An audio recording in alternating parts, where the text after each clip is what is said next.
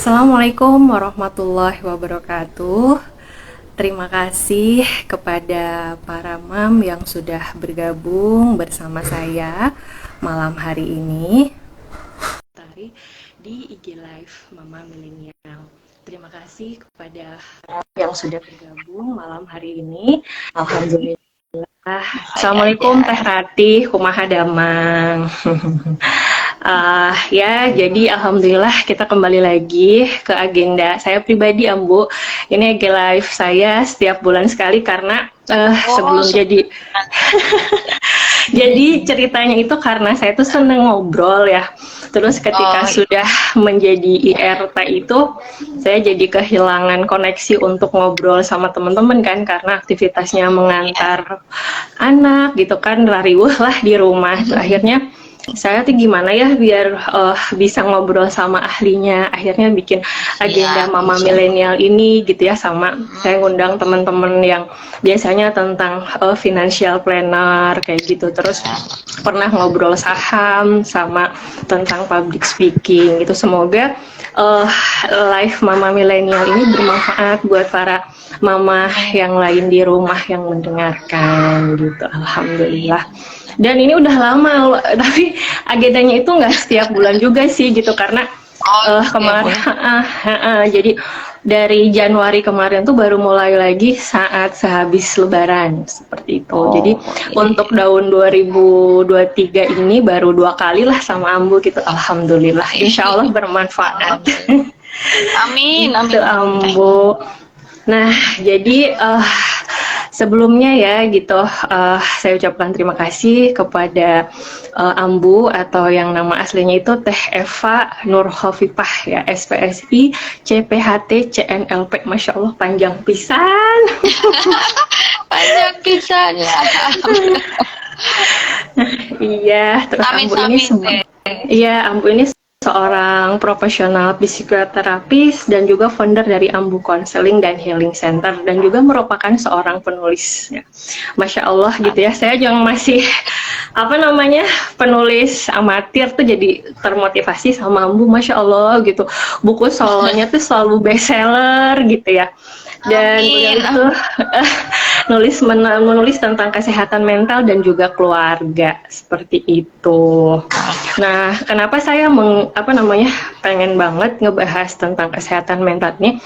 Karena kan sekarang itu sering banget kita ngedengar tentang kesehatan mental gitu. Jadi saya tuh sering jadi tempat curhat teman-teman lah gitu.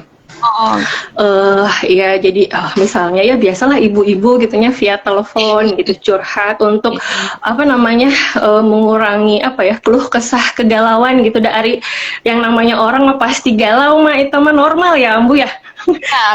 Kalau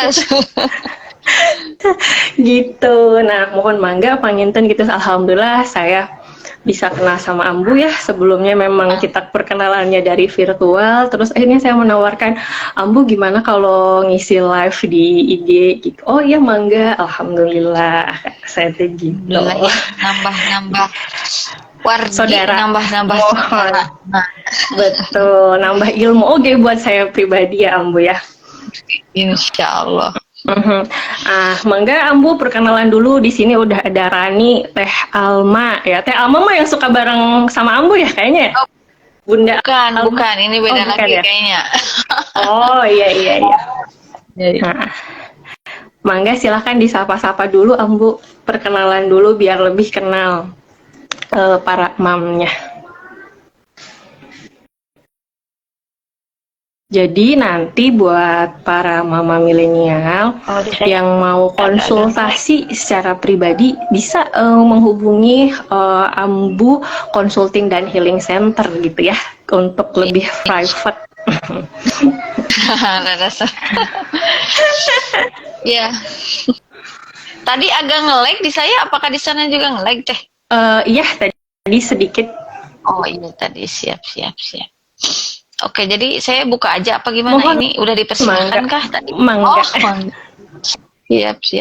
Oke, assalamualaikum warahmatullahi wabarakatuh. Waalaikumsalam warahmatullahi wabarakatuh. wabarakatuh.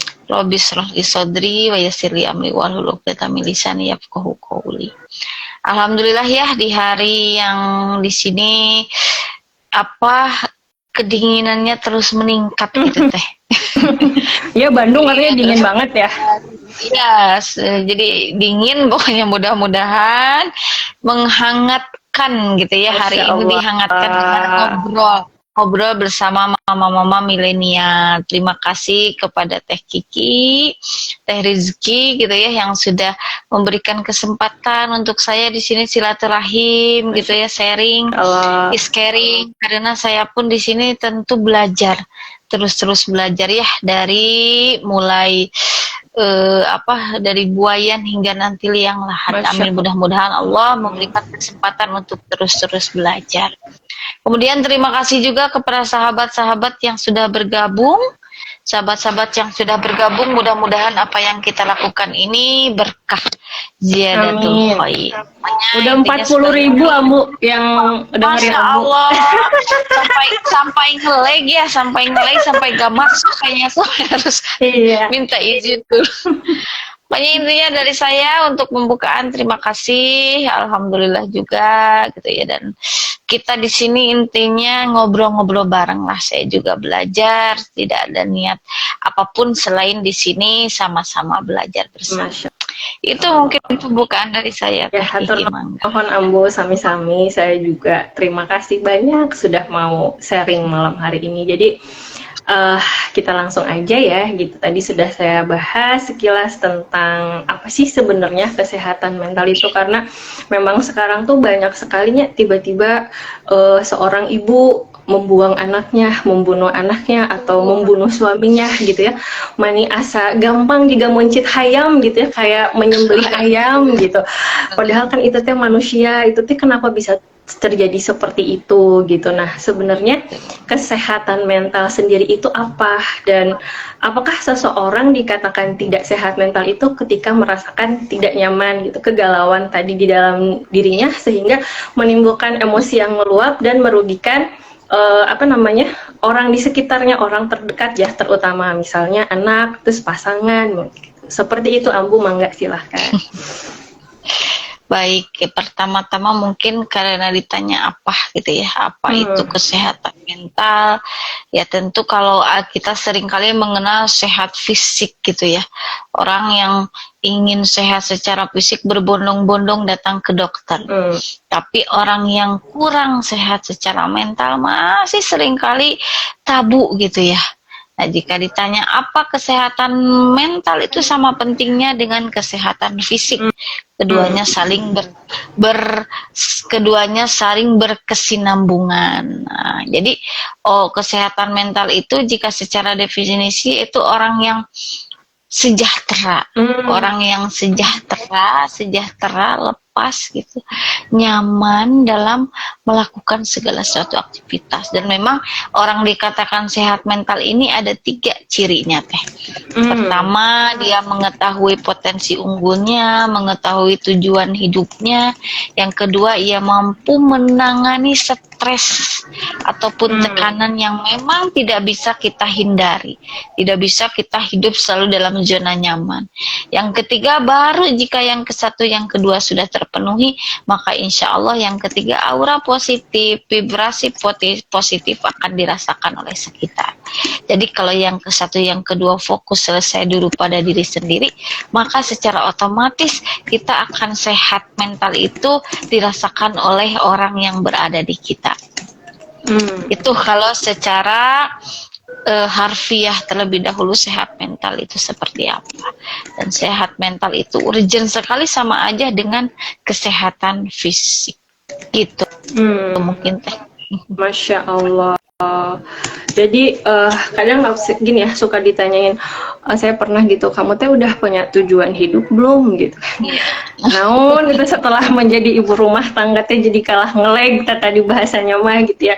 Padahal kan itu mah setiap manusia tuh udah dikasih potensi ya sama Allah gitu. Tinggal Betul, betul.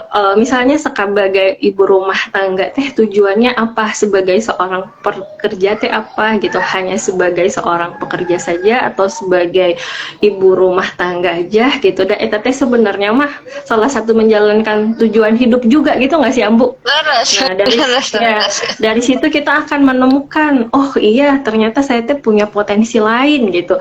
Misalnya menulis atau misalnya apalah macam-macam, dan setiap orang mah tadi kan punya potensinya. Sehingga nanti dari situ tuh kita bisa menyinari orang lain ya yang ada di sekitar kita. Misalnya anak, suami kayak gitu ya. Rambut mungkin ya. Iya, iya. Kalau Betul gitu. penangkapan dari saya mah gitu. Ya betul. Karena kalau Alhamdulillah. ngomong-ngomong lagi potensi ya teh, semua orang itu memiliki potensi, memiliki tujuan Betul. hidup.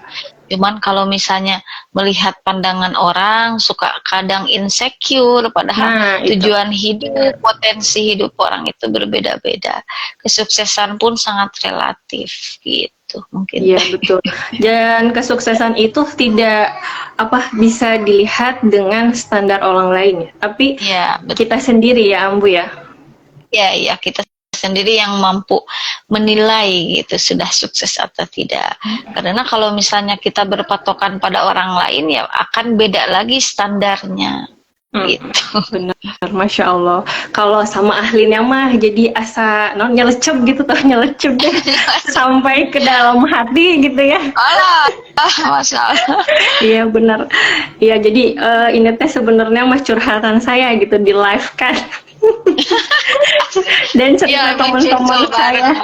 Iya benar. Tadi udah dibahas ya. Jadi tanda-tanda orang sehat mental tuh tadi sudah menemukan tujuan hidup, kemudian potensi dan bisa berkembang gitulah ya istilahnya mah. Gitu, bukan berarti harus cemerlang gitu, tetapi kita lebih baik mungkin dari hari ini, terus besok jadi ngapain bisa lebih baik lagi gitu kali ya. Iya, iya, betul.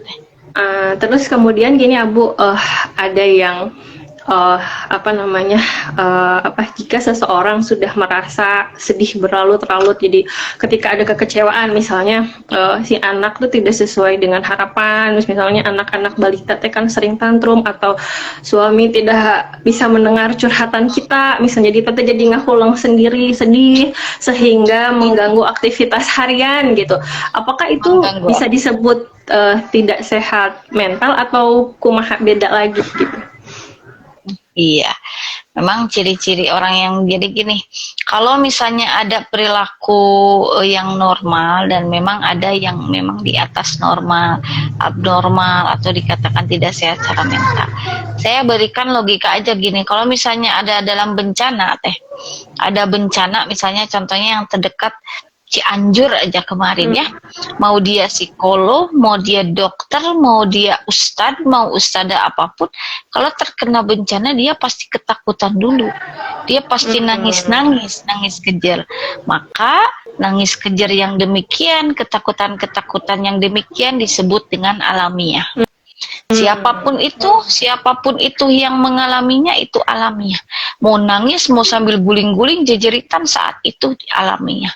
Tapi kalau sudah berselang 3 bulan, 6 bulan, 1 tahun, dia masih terngiang-ngiang, bahkan mengganggu aktivitas, ada ketakutan berlebih. Ketika misalnya kalau ada bencana puting beliung, ada angin yang agak besar, dia ketakutan. Nah, itu bisa jadi sudah masuk ke gangguan psikologis. Jadi kalau tadi pertanyaannya hal-hal yang bagaimana yang jadi misalnya akhirnya kita kesal, kita ngahuleng dan lain sebagainya, itu tergantung. Jadi kalau misalnya sekiranya masih produktif, aktivitas tidak terganggu seperti apa, tidur pun masih nyenyak, makan pun masih lahap, maka itu kita tidak boleh mendiagnosa diri kita itu tidak sehat mental atau seperti apa. Tapi jika sebaliknya, jika ada hal-hal yang misalnya sangat mengganggu pikiran sekian lama. Tadi kan pertanyaannya berlarut-larut, dan itu kita terkunci di sana, bingung mau ngapain, tidak tahu ini kenapa, tidak tahu harus seperti apa, tidak tahu ini kenapa begini, dan itu berbulan-bulan bahkan tahun dan sebagainya. Mungkin itu adalah salah satu tanda-tanda bahwa kita membutuhkan seorang profesional. Gitu mungkin teh. Jadi ada 2 kategori, mana yang sekiranya kalau tentatif gitu, kalau itu sementara dan akhirnya kita bisa pulih sendiri, kita bisa self healing sendiri, itu tidak bisa kita katakan itu wah gak sehat mental, karena akhirnya kita bisa bangkit sendiri, bisa. Tapi kalau misalnya ini udah jadi luka yang dalam, udah dan itu sangat mengganggu, dan akhirnya bahkan ada korban lain, ada korban tambahan lain, misalnya anak atau suami atau keluarga baru, itu kita tentu ada something wrong gitu dalam diri kita. Jadi kalau sudah mengganggu selama tadi ya batasnya 3 bulan ke atas mungkin ya Bu ya. Misalnya ketika mendengar suara petir langsung aduh siun gitu ya, langsung jadi non rariwuh, jadi kayak pas kejadian gitu, itu harus diterapi ya, ke profesional berarti ya. Ya meskipun teh perlu digarisbawahi terlebih dahulu, khawatir saya lupa ya, saya katakan sekarang.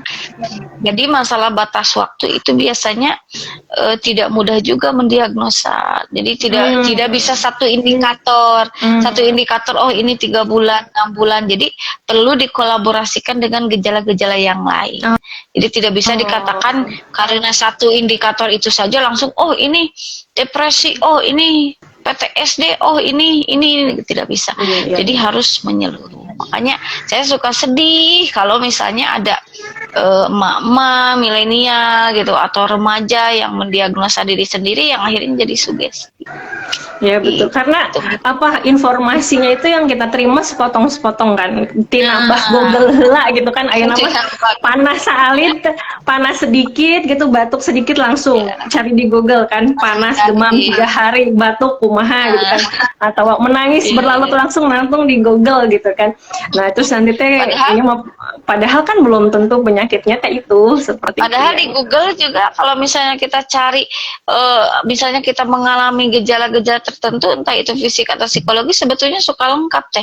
Kalau misalnya contohnya kita lihat di pijar psikologi, suka ada itu teh di bawahnya ada remindernya bahwa kalau begini-begini konsultasikan secara langsung. Nah kalau masalah psikologis atau masalah fisik ke alo dokter misalnya, sama itu teh di bawahnya teh, cuma nggak dibaca. Iya, kitanya tidak melakukan itu ya, jadi udah we ku obat ieu gitu. Iya.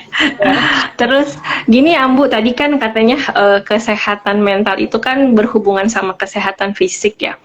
Katanya gini, saya pernah baca katanya kalau misalnya orang ya berbagai penyakit sih di situ gitu ya disebutin, kayak misalnya GERD, MAH, terus diabetes jantung, terus asma, itu teh berhubungan awalnya teh dengan sakit fisik gitu. Misalnya teh cenah naonnya ya kalau terutama yang saya ingat mah dulu kan karena saya sering mah ya terlalu banyak pikiran, terlalu banyak memendam katanya teh gitu. Nah itu teh betul apa enggak sih sebenarnya Bu? Iya, memang kalau dari sisi psikologis ada yang namanya psikosomatis. Psikosomatis ini dari pikiran ke fisik. Kalau pikiran bahasa orang Sunda mah terlalu manteng. Oh iya. Terlalu dalam ya. Terlalu manteng, kita overthinking, memikirkan sesuatu hal yang tidak perlu kita pikirkan. Kita memang suka asam lambung naik. Karena terus-terusan awalnya hanya asam lambung naik saja, awalnya hanya mah biasa saja, lama-kelamaan jadi good. Gitu ya. Kemudian kalau diabetes, penyakit jantung atau penyakit generatif, penyakit yang kronis itu berkesinambungan teh. Jadi gini, ada tidak bisa disamaratakan, tidak bisa digeneralisir bahwa oh itu full karena psikologis. Soalnya itu gini katanya orang diabetes itu orangnya keras kepala katanya gitu. Jadi memang jadi kita berbicaranya case to case gitu ya. Jadi memang banyak kasus yang memang awalnya dari fisik dulu, dari pola makan dulu. Betul. Pola makan dulu yang berlebihan, kemudian akhirnya ketika dia sudah diabetes, karena pikiran jadi naik, jadi nambah.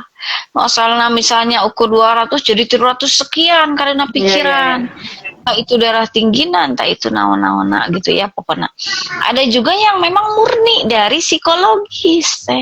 Saya mendengar cerita ini secara langsung dari klien yang memang dia seringkali terapi secara fisik yang mengatakan bahwa wah ini mah dari psikologis, ini fisiknya udah jalan, udah nyaman, makan udah teratur, tapi kenapa kok darah tinggi terus, tapi kenapa kok jantung, kenapa ini, oh ini mah dari psikologis.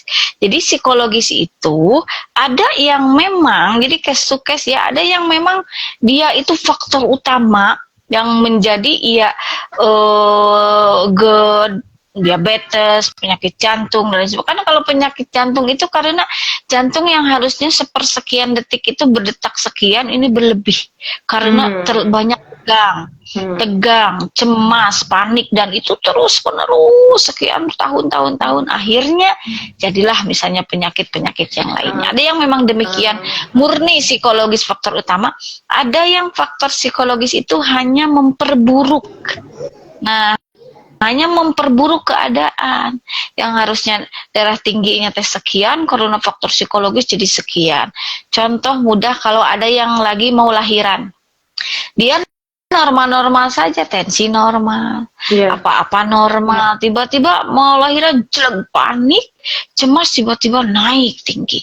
Nah, akhirnya dilakukan tindakan-tindakan yang lain gitu ya.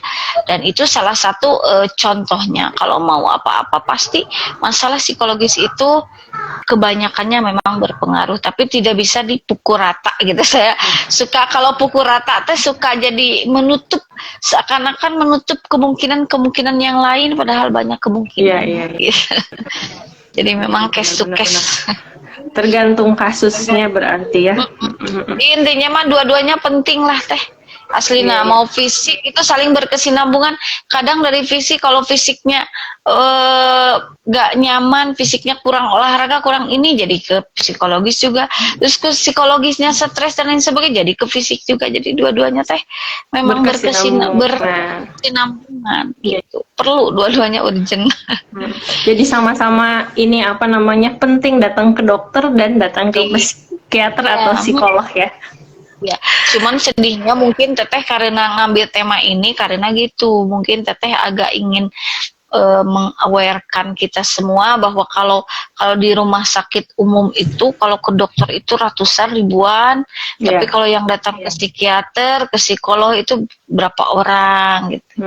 Padahal banyak juga tiba-tiba bunuh diri lah, tiba-tiba inilah, tiba-tiba itulah. Mungkin ya. Katanya kalau datang ke psikolog teh bisa disangka ini kurang sehat ya gitu. Iya, padahal belum tentu demikian. Padahal yang ngomongnya juga bisa jadi dia lagi gak sehat mental. Yang komennya itu juga bisa jadi. Saya kan pernah ya ada yang curhat gitu beberapa kali, terus saya bilang ya udah tuh ngobrol aja sama psikolog gitu kan, karena udah sering nyeritainnya teh itu aja kayak kasusnya gitu kan. Kalau kayak gitu kita juga nggak bisa ya harus dinasehatin udah gitu ya, bukan dinasehatin kita kasih gambaran meureun kieu maksudnya jalan A B C gitu, tapi dianya tetap kekeh gitu kan, mungkin dengan profesional kan lebih paham caranya harus seperti apa kan gitu. Terus dia gini komentarnya teh, emang gitu gak apa-apa ke psikolog cina di rumah sakit, cina bisa disangka gelo ya, takut disangka gila katanya gitu.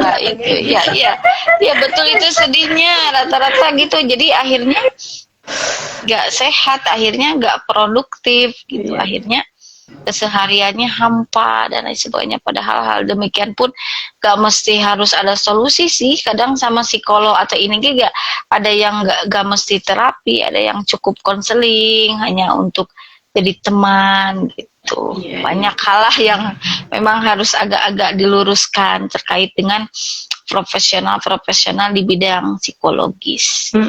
Dan sekarang itu katanya Puskesmas juga sudah menyediakan psikolog katanya ya. Iya, psikolog, bahkan ada daerah-daerah yang memang sudah bisa pakai BPJS. Oh, Masya Allah, lebih gampang ya. Lebih gampang. Cuman kalau di puskesmas itu pasti tentu ada waktu yang terbatas, tidak bisa layaknya seperti misalnya yang pribadi. Itu ada kekurangan kelebihan lah, tapi itu sangat membantu. Sangat Lumayan membantu lah. daripada tidak akhirnya galau berlarut-larut berlama-lama itu untuk ya begitu. Daripada curhat di medsos terus nggak dapat solusi gitu ya. Nah, curhat di medsos menyindirin tetangga, nyindir suami, bari yang disindirnya gak baca. Nah, kan sedih, makin gentok. Iya bener, Masya Allah. Iya. Terus gini Ambu, kalau misalnya tadi ya, kalau kita tuh udah ngerasa nggak nyaman lah, kan misalnya gini, kalau emosi nggak stabil itu kan pasti larinya ke marah gitu ya. Kalau ibu-ibu masuk itu tuh kalau si ibu itu juk marah-marah wae gitu kan, ke anaknya apa gitu, karena ya kemudian orang yang terdekat ya tadi lah, misalnya tiba-tiba anaknya cuma makan aja bisa sampai dimarahin gitu kan, ambil sepatu aja tuh bisa dimarahin gitu kan. Saya kadang-kadang ya Allah gitu, kalau saya tuh menjaga wudhu kalau saya mah gitu solusinya teh gitu ya. Nah kalau udah seperti itu untuk self healing terapi awal buat para mama itu gimana Bu gitu, kalau udah ya istilahnya teh lagi naon ya banyak masalah kayak gitu, baiknya seperti apa gitu. Ya, memang begini Teh, ini memang penyelesaian ini harus dari hulu ke hilir. Mengapa? Karena ada korban. Korban ketidaksiapan orang tua yaitu anak. Yang tentu akan turun temurun terus jika tidak diselesaikan dari diri kita.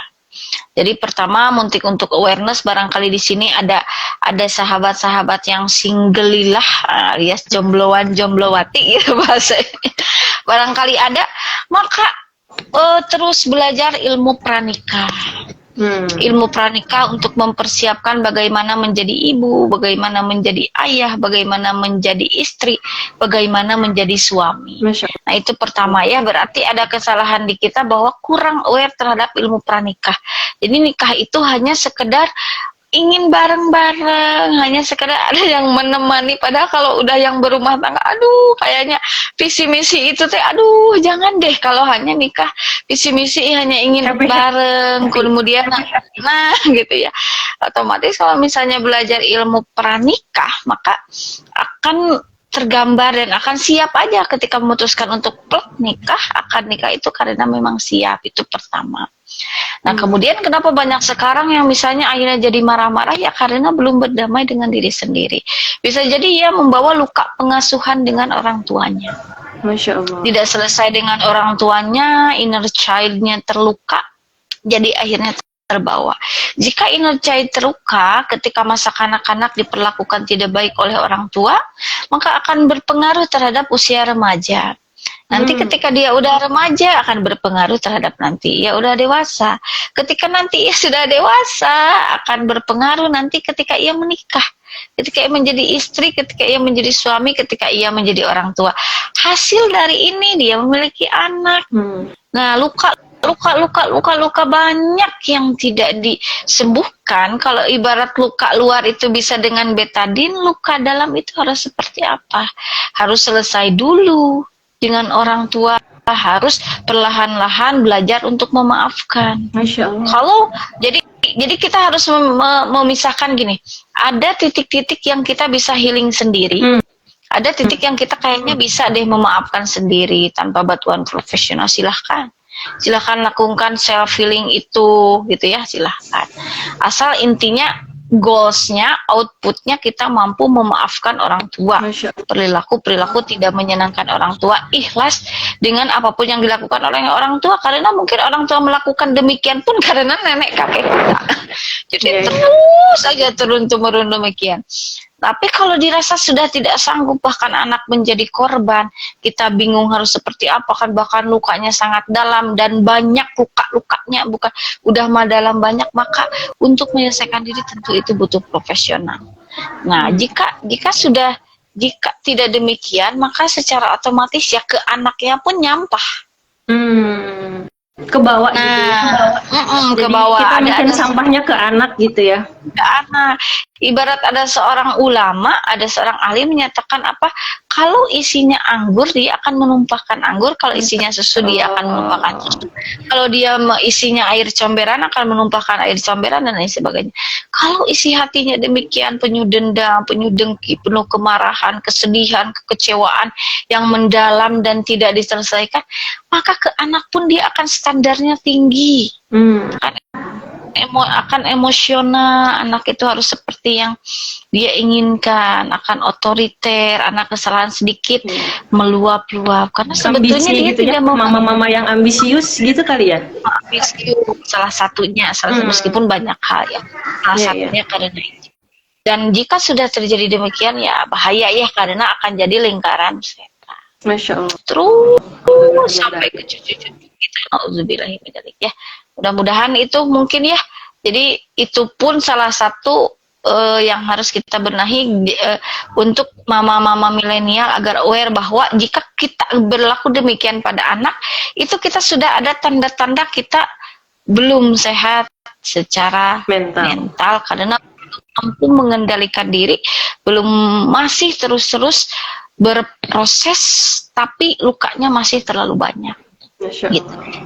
Kecuali kalau begini teh udah agak mending, kalau begini kita udah masih ada sisa-sisa dan kita belajar dari hari ke hari, belajar. Kalau hari ini marah, besok marahnya agak pelan, terus belajar, itu gak apa-apa, manusia berproses. Tapi kalau makin hari makin meledak-ledak, kita tidak ada perubahan, terus aja kayak gitu, itu yang perlu diwaspadai karena kasihan anak-anak kita. Iya, jadi korbannya tuh anak ya. Iya. Alhamdulillah ya Allah. Semoga kita dijauhkan ya para mam semuanya gitu dari hal seperti ini ya. Mulai bisa mengendalikan diri. Kalau yang belum mungkin bisa konsultasi ke Ambu ya gitu. Karena tadi untuk hal-hal seperti ini kan tidak bisa self healing sendiri kan gitu. Kalau misal udah tidak bisa mengendalikan, maka kita larinya ke profesional seperti itu. Dan jangan malu ya Ambu ya gitu. Iya. Dan bener sih gitu. Saya juga ngerasain ya bahwa setelah jadi ibu tuh ada perubahan, dan menjadi seorang istri dan ibu itu belajarnya tuh seumur hidup gitu ya Ambu. Nggak hanya misalnya ikut seminar sehari, besoknya langsung jadi pinter gitu, langsung jadi bager gitu. Prakteknya tuh ya Allah gitu tiap hari. Kadang-kadang kalau misalnya kita udah kelepasan, astagfirullahaladzim gitu, ya Allah gitu, ambil wudhu lah pokoknya. Saya mah itu jurus kalau mau marah saya ambil wudhu. Kalau udah nggak bisa saya sholat gitu ya. Jadi kalau saya marah sama anak-anak, iya gitu. Kalau saya marah saya ambil wudhu. Bunda kenapa sih ke kamar mandi terus? Terus kalau misalnya kita bilang emosi, udah siun gitunya, karena ya setiap manusia mah punya pengalaman tadi, inner child tadi gitu. Jangan sampai kalau misalnya kita sudah merasakan seperti itu, jangan sampai anak kita merasakan hal yang sama gitu ya. Insya Allah dengan kita sama-sama belajar bisa menjadi istri, ibu, partner, pasangan yang lebih baik gitu ya Ambu ya. Masya Allah. Betul. Terus gini Ambu, jadi ada beberapa nih yang udah masuk ya ke DM saya. Jadi ibu-ibu di sini tadi udah banyak banget, masih bertahan 7.000 orang di sini. Apa namanya? Silahkan kalau misalnya ada yang mau bertanya gitu, langsung ditanyakan saja gitu ya di kolom komen. Nah sebelumnya tadi kemarin waktu saya ngiklan tuh ada yang nanya gitu ya. Jadi setelah melahirkan katanya saya ngerasa benci sama bayinya gitu, karena saya tuh benci, ngerasa nggak jadi produktif, terus jadi nggak bisa ngapa-ngapain, terus jadi ada gara-gara jadi anak saya nih Aida, jadi saya tuh tidak bisa berkembang gitu Ambu. Itu gimana katanya penyelesaiannya gitu. Penyelesaiannya, oke, kita berawal dari penyebab gitu ya. Penyebab demikian karena mungkin ada orang teh yang memang anak teh memang diinginkan, memang sangat diinginkan. Ada yang memang ini teh kebocoran lah, keceplosan lah, atau apa, kebablasan. Ada yang seperti apa, akhirnya dalam proses hamil pun gak mau minum vitamin, gak mau makan makanan yang bergizi. Alhasil ketika lahir BB-nya kurang, itulah mengalami malnutrisi gitu ya akhirnya. Kemudian setelah melihat demikian, dalam proses melahirkan pun biasanya karena stres agak-agak berbeda dibandingkan dengan ketika benar-benar menerima, itu biasanya agak berbeda. Kemudian setelah itu, setelah melahirkan tidak selesai brawl begitu saja. Ketika melahirkan, bahkan ketika proses melahirkan, sok menurut Teh Kiki, ada gak yang melahirkan sambil senyum-senyum? Nah, sekalipun istri presiden, sekalipun istri gubernur, kalau melahirkannya nangis-nangis, cerit-cerit ya.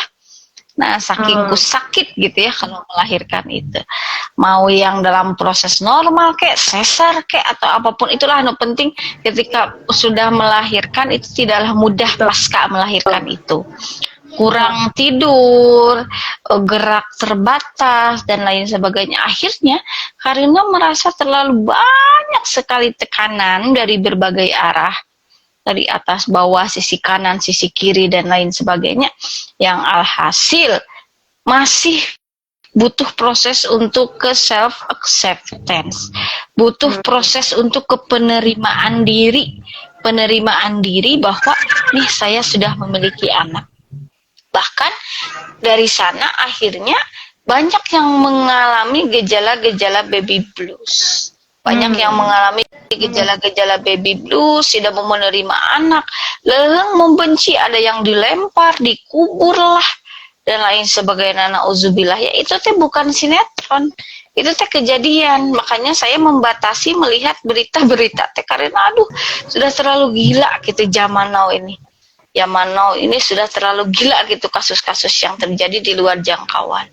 Nah, ada baby blues, ada yang lebih parah dari baby blues, ada jika sudah setingkat postpartum depression. Nah, itu sudah masuk depresi. Bukan hanya baby blues, sudah depresi, maka itu akan sangat berkelanjutan. Bayangkan jika mengasuhnya dalam keadaan ibu tidak happy akan seperti apa. Dalam keadaan ibu happy pun, ibu menerima pun, mengasuh itu tidaklah mudah ya Teh. Ya, betul. Nah, apalagi dalam kondisi yang demikian. Nah, terus bagaimana caranya? Kembali lagi ke akarnya bahwa selesaikan dengan diri sendiri, me time. Me time itu hati-hati, bukan healing, jalan-jalan sendiri, bukan. Maksud me time itu silahkan kalau memang dirasa sudah tidak sanggup, silahkan datang ke profesional.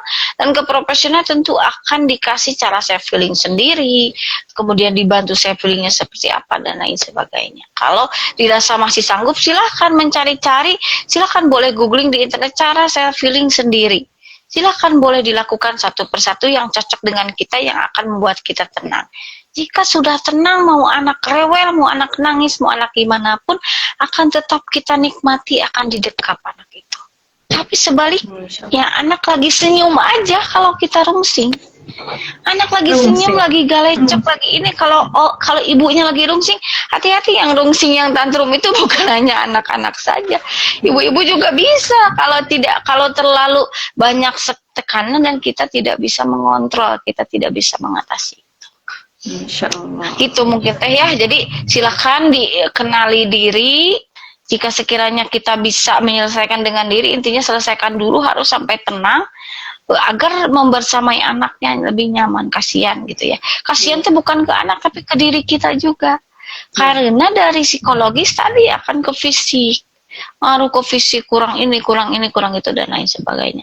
Tapi kalau dirasa sudah tidak mampu, wah saya butuh profesional, silahkan. Gitu. Ya, karena katanya Teh ibu yang tenang, ibu yang bahagia akan menghasilkan anak yang bahagia, itu betul berarti ya. Jadi harus ibunya nyaman. Anak yang bahagia, betul. Yang bahagia, anak yang cerdas dan lain sebagainya.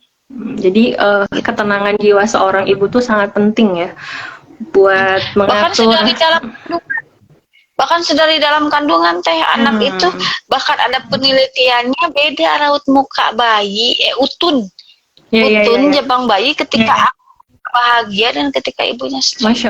Kan detak jantungnya berbeda. Jadi dilihatnya dari detak jantungnya berbeda iramanya. Oh, iramanya tenang, anak tenang. Ibunya stres. Ibunya stres kan otomatis detak jantung itu agak beraturan. akan oleh anak. Gitu.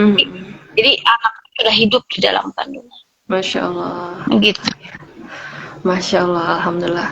Terus ini Bu, ada yang nanya di komen, Assalamualaikum, Ambu-ambu cantik mau tanya gimana nahan emosi biar tidak meledak semenjak saya tahu suami saya berselingkuh dengan perempuan lain. Dan terkadang kalau melakukan aktivitas, ya inget sedih dan moodnya jadi jelek dan anak yang kena imbasnya. Bagaimana cara mengatasinya, Ambu? Terima kasih. Katanya gitu. Iya. Baik, karena ini harus dari hulu ke hilir ya Teh. Iya. Saya seringkali menyatakan bahwa untuk parenting, untuk kita menyelesaikan parenting dengan anak harus selesai dengan couple terlebih dahulu. Oh, dengan pasangan terlebih dahulu. Jika masih ada suatu hal yang tidak selesai dengan pasangan, maka secara otomatis anaklah, karena anak itu kan tidak berdaya. Hanya anaklah yang sekiranya mampu menampung setiap emosi kita. Masya Allah. Beda kalau misalnya suami kita ngamuk, dia makin ngamuk kan gitu. Iya. Kalau anak ibunya ngamuk, diam aja, anaknya ngabatin tengar kalongen. 1 kali 2 kali si ibu ini merasa bersalah, 3 kali dan lain sebagainya, ibu ini merasa terbiasa. Itulah yang berbahaya. Jika ibu ini sudah merasa terbiasa meluap-luapkan emosinya, itu berbahaya. Tapi karena ini ada kronologi, ada masalah dulu dengan pasangan, maka selesaikanlah itu dulu. Selesaikan dulu masalah kita, apakah kita mau memaafkan pasangan, apakah kita belum bisa memaafkan pasangan akan seperti apa, kalau memaafkan akan harus seperti apa, kalau belum memaafkan seperti apa. Kalau sudah selesai dengan pasangan, maka secara otomatis vibrasi positif, aura positif akan diterima oleh seluruh anggota keluarga. Tapi kalau sama suami pusing ya kan, kita kata saya nggak bisa meluapkan pada suami, nggak bisa. Dua makhluk yang berbeda ini antara Venus, seperti Venus dan Mars, suami istri ini. Suami inginnya begini, istri inginnya begini, dalam penyelesaian pun seperti apa. Otomatis harus diselesaikan dulu. Kalau sekiranya, tadi saya katakan, kalau sekiranya masih bisa diatasi dengan ngobrol bersama suami, dari hati ke hati, suami itu ada di 2 tempat, kalau gak di kamar tidur, kalau gak di tempat tidur, di tempat makan, suami lagi rileks, diajak ngobrol, dan lain sebagainya dari hati ke hati. Kalau udah dengan pasangan dulu gak selesai, akan terus-terusan demikian pada anak. Kita gak akan bisa berpikir realistis, karena hidup ini kadang harus pakai logika, kadang juga harus pakai perasaan. Gak bisa selamanya karena perempuan ini manusia berperasaan, gak bisa selamanya kita mengandalkan perasaan. Kadang harus juga menggunakan logika. Itu mungkin ya Teh, semangat untuk siapapun itu yang bertanya. Ibu semangatlah. Silahkan disimak ya, semoga menjawab pertanyaannya dari Ambu. Kalau misalnya pengen ngobrol lanjut, silahkan hubungi Ambu konseling gitu ya Bu ya. Siapa? Nah, terus yang kedua, kenapa Bu? Panjang kali lebar. Ya karena pasti kalau urusannya udah kayak gitu panjang kali lebar ya Teh. Iya, nggak bisa dibahas secara mendetail di live ya Ambu. Terus yang kedua, mohon pencerahannya dari Rizky Narani. Mohon pencerahannya supaya nggak ngebatin tinggal sama mertua, katanya gitu Ambu. Kompleks ibu-ibu mah lengkap ya. Kompleks ibu-ibu mah, aduh, memang rumah tangga ini masalah itu kurang lebih ada 3 lingkupnya. Pertama masalah dengan pasangan, kedua masalah dengan anak, ketiga masalah dengan orang tua dan mertua. Gimana kalau gang batin tinggal bersama mertua? Rasulullah SAW menyarankan suami istri itu kalau sudah menikah mandiri. Mandiri mau cek bohong nama, cek orang Sunda mah masing cicing di liang cocopet oge gitu lah. Kudu ngiring gitu loh. Nah, ideal, tapi kan itu kondisi ideal. Betul. Saya nggak tahu kondisi penanya seperti apa. Ada yang memang kondisinya memang mengharuskan harus sama mertua, ada. Tapi ngabatin oge lamun jeung mertua. Nah, ada 3 cara orang itu mengekspresikan emosi. Cara yang pertama, dia mengungkapkan ketidaksenangannya secara langsung, poksang, itu bagus untuk dirinya menjadi tenang, tapi tidak bagus untuk orang lain. Bisa jadi dengan lidah kita, dengan kata-kata kita orang lain terluka, apalagi mertua. Ya. Nah gitu ya. Nah itu tipe yang pertama. Tipe yang kedua sabalikna. Tipe yang kedua, dia tidak diungkapkan sekian tahun lamanya, sekian bulan lamanya, dia ngabatin. Ngabatin tidak diungkapkan itu bagus untuk orang lain karena orang lain tidak aware, orang lain watados. Tapi kita yang ngabatin. Nah, kita yang ngabatin. Kalau sudah ngabatin jadi TBC, tekanan batin cinta. Kemudian muncul penyakit-penyakit lainnya. Itu berarti bagus untuk orang lain, tidak bagus untuk kita. Nah, berarti karena cara yang pertama dan kedua itu tidak tepat, maka kita harus menggunakan cara yang ketiga, yaitu dengan cara merilis emosi, mengeluarkan emosi secara perlahan-lahan. Jadi dikomunikasikan secara perlahan-lahan, belajar untuk asertif. Asertif itu mengungkapkan ketidaknyamanan kita dengan bahasa yang baik tanpa menyakiti. Tapi itu step by step. Harus dengan suami dulu, jadi ngobrolnya ke suami dulu, jangan langsung ke mertua. Jadi ke suami dulu, dari hati ke hati ini bagaimana. Kenapa Rasulullah sampai menyarankan demikian pun, karena Rasulullah sudah tahu semakin banyak bertemu, semakin banyak komunikasi akan semakin banyak gesekan. Karena diakui atau tidak, mertua itu adalah ibunya atau ayahnya dari pasangan kita, yang tentu tidak memiliki hubungan darah gitu ya. Tidak memiliki hubungan darah, otomatis akan berbeda. Makanya kalau sahabat-sahabat, ibu bapak ada yang memiliki mertua yang sangat baik, itu luar biasa. Rezeki di zaman ini. Rezeki di zaman now yang sangat langka. Jadi semangat, komunikasikan dulu dengan pasangan gimana baiknya, karena ini jangan sampai berlalu terlarut gitu, karena biasanya imbasnya sangat luar biasa sekali. Jadi ada efek domino gitu dari permasalahan ini. Ya, semoga tadi ya bisa menjawab pertanyaan dari Rizky Nirani ya, kita silakan dikomunikasikan bersama pasangan. Mungkin nanti pasangan bisa menyampaikan ke ibu atau bapak mertua ya gitu. Seperti itu. Ini apa lagi? Terus, Masya Allah banyak banget. Saya nggak jawab semuanya ya Ambu ya, kasihan nanti. Oh, tadi dilanjut sudah ingin misa, tapi karena ibunya suami saya sendiri, jadi kayak nemenin gitu. Baik sih baik, tapi kalau ada yang nggak cocok, suka update status. Wajar. Tergantung, jadi tergantung usia gitu teh. Iya. Tergantung usia gitu ya. Kadang mungkin dulu mertua kita yang mengasuh suami kita, saking sekarang mungkin punya gitu ya. Kalau kondisi demikian, mungkin sekarang saatnya kita yang agak legowo, meskipun nggak mudah asli. Iya. Apalagi kalau update status, aduh, itu maju bener. Memang apalagi kalau mertua sampai update status, tentu itu memang nggak nyaman. Tapi itu kembali lagi kepada kesiapan masing-masing. Jika memang itu maslahatnya demikian, maka tentu kita harus siap dengan berbagai resiko. Every decision have risk. Setiap pilihan yang kita ambil itu memiliki resiko. Kalau bareng sama mertua, resikonya ini. Kalau gak bareng sama mertua, resikonya ini. Kan ada resiko-resiko, tinggal dipilih, ditimbang mana yang lebih maslahat untuk keluarga kecil ya, gitu ya. Keluarga kecilnya. Jangan dibiarkan berlarut-larut juga, ya karena di usia senja, kalau usianya memang udah senja ya, usianya memang udah lansia itu 60 tahun ke atas gitu ya. 60 tahun ke atas, kalau 40 ke 60 itu dewasa. Dewasa madya. Berarti saya belum dewasa ya, Bu? Enggak, maksudnya dewasa itu ada dewasa awal, dewasa madya, dewasa akhir. Oh iya. Nah, kalau dewasa madya, dewasa awal dari 20 ke 40. Dewasa madya 40 ke 60, dewasa akhir atau lansia 60 sekian.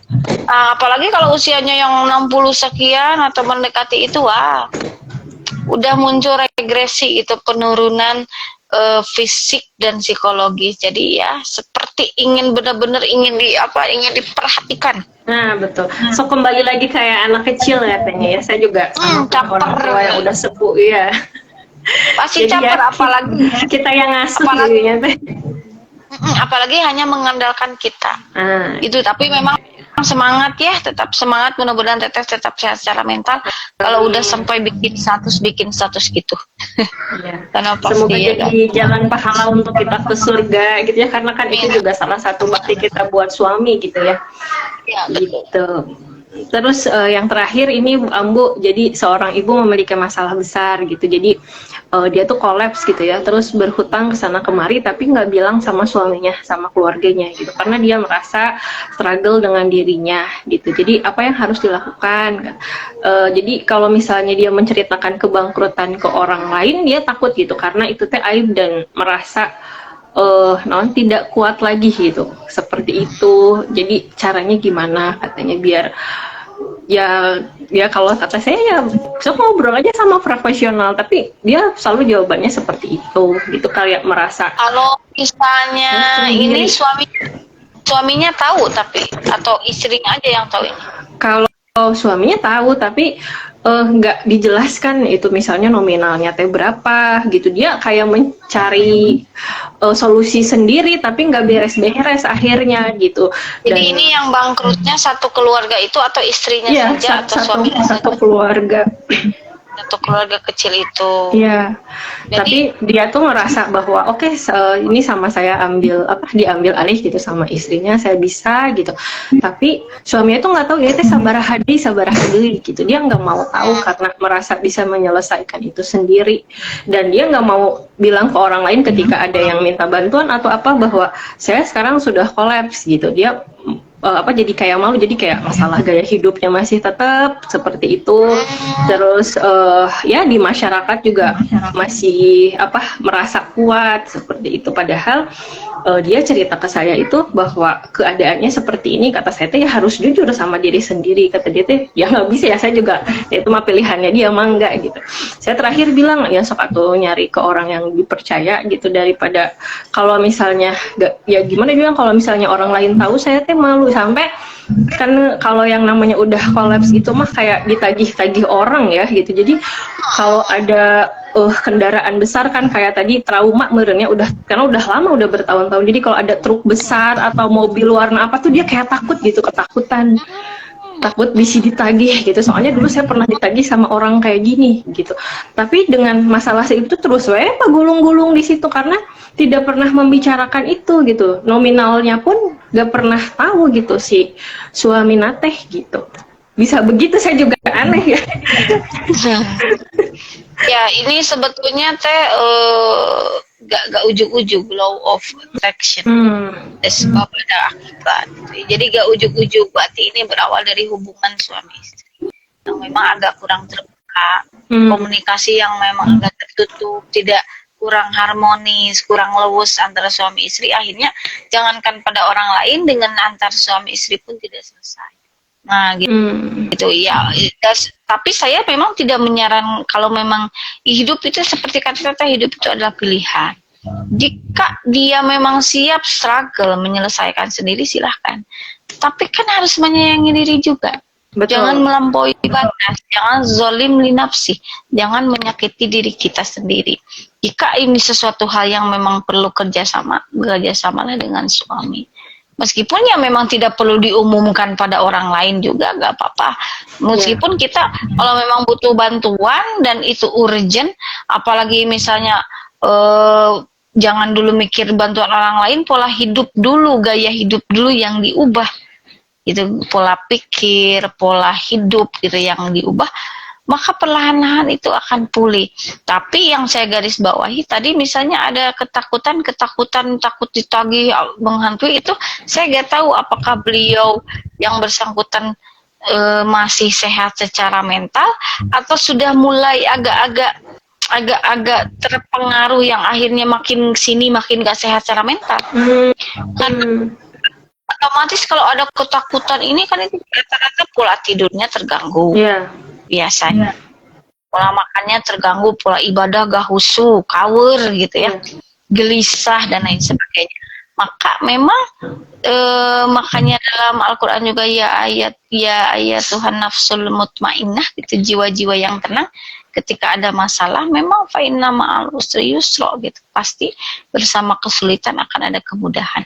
Tapi untuk menangani masalah yang demikian tentu harus jiwa yang tenang. Kitanya harus tenang dulu, berpikir jernih dulu. Maka saya case to case, silakan ditanyakan terlebih dahulu. Jika memang struggle, ya silakan, itu pilihannya. Tapi kalau memaksakan diri, sedangkan butuh tenang dulu, butuh profesional dulu agar lebih nyaman, agar lebih, karena gini teh, yang datang ke profesional itu sebetulnya memang bukan orang gila, jelas ya, sudah kita hapuskan gitu ya stigma demikian. Kadang dalam pikirannya itu, ini menurut pengalaman orang yang mengalami ya, jadi seperti benang kusut yang tidak tahu cara menguraikannya. Nah, jadi ya pikiran teh saking terlalu banyak. Nah, profesional itu membantu menguraikan, mapping, dipetakan, ini teh masalahnya teh ini. Cara menyelesaikannya ini. Penyebabnya ini. Kemudian ada juga yang menambahkan dengan terapi lah dan lain sebagainya. Nah gitu, jadi mungkin kembali lagi kepada kesiapan dari penanya itu. Ya. Gitu mungkin. Ya, jadi nanti kalau yang nanyanya kebetulan online, silakan langsung hubungin ke Ambu aja. Biar nanti diuraikan benang merahnya seperti apa jalan keluar untuk mencari solusinya. Begitu Ambu, Masya Allah sudah hampir 1 jam gitu kita ngobrol, nggak kerasa, iya gitu. Padahal iya, Masya Allah. Biasanya saya kalau live itu nggak 30 menit gitu. Kalau sama Ambu, Masya Allah. Tapi nggak apa-apa, maksudnya teman-teman juga suka gitu, karena ini request dari para mama semuanya juga gitu. Sekali-kali bahas dong tentang kesehatan mental gitu. Oh iya, siapa ya, kata aku teh narasumbernya. Oh iya ada Ambu gitu, mau nggak? Alhamdulillah gitu. Dan Masya Allah gitu obrolannya ya gitu, bisa disimak para mama semuanya. Kemudian tadi ada beberapa yang sudah nanya juga gitu ya, Mbak Cynthia, Mbak Rizky gitu. Mudah-mudahan bisa menjadi solusi gitu ya untuk di awal gitu. Untuk lebih lanjutnya silahkan konsul ke Ambu aja. Gitu, Ambu, alhamdulillah. Nah, terus kemudian alhamdulillah sudah selesai Ambu live-nya gitu, sudah 1 jam. Terima kasih para mama yang sudah bergabung tadi ya, sudah banyak gitu yang sudah bergabung malam ini. Alhamdulillah tadi lumayan loh Ambu yang dengerin live malam hari ini. Semoga ada manfaat dari obrolan kita hari ini, dari saya sama Ambu. Saya ucapkan sekali lagi terima kasih dan mohon maaf Ambu apabila dalam live ini saya ada salah kata atau misalnya perkataan ya Ambu ya, mohon dimaafkan gitu. Insya Allah menjadi amal jariah untuk Ambu membagi infonya untuk kita semua gitu. Mungkin ada, sebelum ditutup, ada closing statement buat para mama milenial yang masih on nih. Ada 4.000 sekarang. Masya Allah.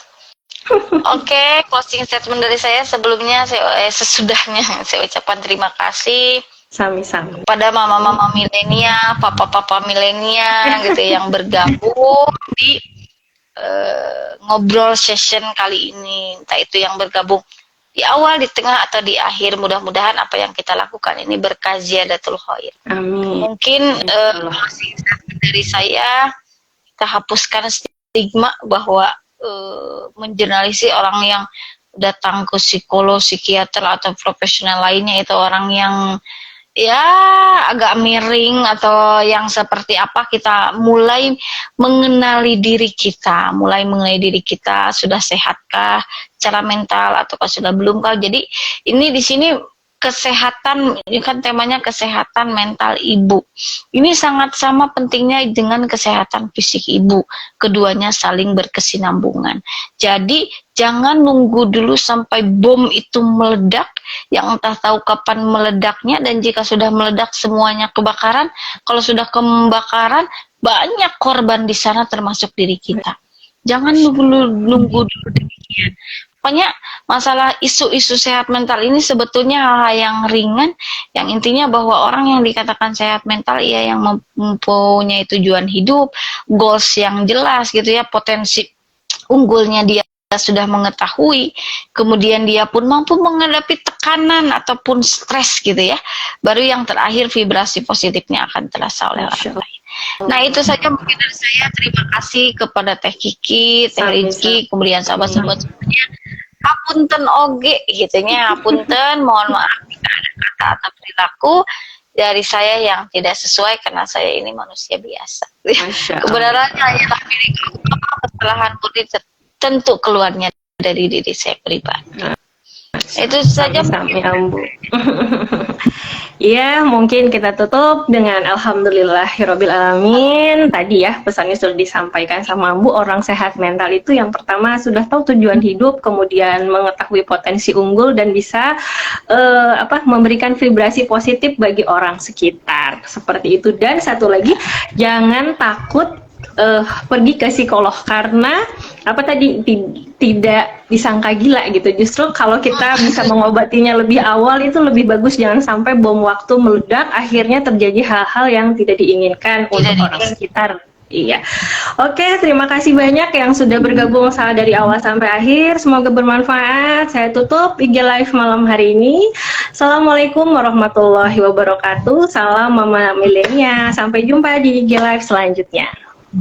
Wassalamualaikum warahmatullahi wabarakatuh. Mangga atur nuhun Teteh. Iya, sami-sami Ambu.